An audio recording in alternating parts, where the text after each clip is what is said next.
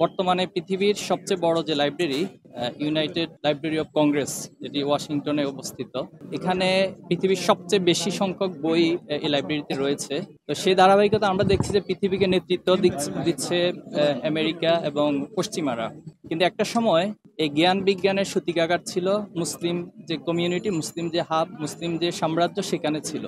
আমরা জানি যে বাইতুল হিকমা, যেটি বাগদাদে অবস্থিত ছিল, যে লাইব্রেরি পৃথিবীর সবচেয়ে বড় লাইব্রেরি ছিল, এবং কর্ডোবার লাইব্রেরিগুলো ছিল পৃথিবীর একসময় সবচেয়ে বড় লাইব্রেরি। কিন্তু একটা পর্যায়ে এসে মুসলমানরা সেই জ্ঞানগুলোকে নিজেদের মধ্যে আমরা রাখতে পারিনি, এবং সেই জ্ঞানকে হারানোর ফলে আজকে সারা বিশ্বে মুসলমানরা নির্যাতিত, নিপীড়িত এবং ইনফেরিয়র একটি জাতিতে পরিণত হয়েছে। তা আমরা মনে করি এই জ্ঞান বিজ্ঞানকে যদি পুনরুদ্ধার করা যায় এবং মুসলিম নেতৃত্বের মধ্য দিয়ে যদি আমরা এই জ্ঞানের চর্চাকে বাড়াতে পারি, তাহলে একটা পর্যায়ে ইসলাম এবং মুসলিম যে সাম্রাজ্য, সেটি পৃথিবীতে ন্যায়ের সাম্রাজ্য আবার প্রতিষ্ঠিত হবে। বইমেলার ইতিহাস আপনারা জানেন যে এটি সর্বপ্রথম নিউ ইয়র্কে 1802 সালে সর্বপ্রথম বইমেলা অনুষ্ঠিত হয়েছিল।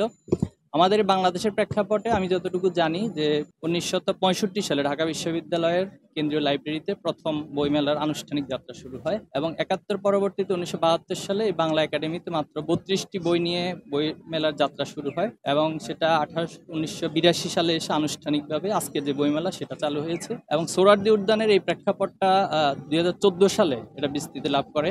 এখানে একটি বিষয় দুঃখের সাথে বলতে হয় যে বিগত সময়ে বইমেলায় যারা ইসলামী ভাবধারার অথবা ইসলামী মূল্যবোধের যে প্রকাশনীগুলো রয়েছে তাদেরকে বইমেলায় স্টল দেওয়া হতো না। তো এটা দুঃখজনক ছিল, এবং যারা বাংলাদেশে ধর্মনিরপেক্ষতার কথা বলে অথবা মুক্ত চিন্তার কথা বলে, তারা এই জায়গাগুলোতে সবচেয়ে বেশি প্রতিবন্ধকতা তৈরি করেছে। আলহামদুলিল্লাহ, আমরা আল্লাহর কাছে শুকরিয়া আদায় করছি 2024 সালে ছাত্র জনতা যে অভ্যুত্থান, আমার ভাইদের যে রক্ত দেওয়া হয়েছে, শহীদ আবু সাইদ, শহীদ মুগ্ধ, শহীদ ওয়াসিম, শহীদ শান্ত, তাদের এই রক্তের বিনিময়ে আজকে বাংলাদেশ এমন একটি জায়গায় এসে দাঁড়িয়েছে যে সবাই তার বাক স্বাধীনতা পেয়েছে এবং সবাই তার নিজস্ব আদর্শের চর্চা করার একটা সুযোগ পেয়েছে। তো বাংলা ইসলামী ছাত্র শিবিরের পক্ষ থেকে আমাদের আইসিএস পাবলিকেশন যে প্ল্যাটফর্মটি, আমরা এখানে স্টল পেয়েছি আলহামদুলিল্লাহ, এবং এর মধ্য দিয়ে আমরা আমাদের যে প্রকাশনাগুলো রয়েছে, যে বইগুলো রয়েছে আপনারা দেখছেন, এখানে সেগুলো প্রদর্শনী হচ্ছে এবং বিক্রয় কেন্দ্র হিসেবে এই স্টল বিক্রয় হবে। তো আমরা আসলে যারা বিগত সময়ে ইসলামী বই এবং ইসলামী প্রকাশনাগুলোকে দেয়নি, তাদের উদ্দেশ্যে বলবো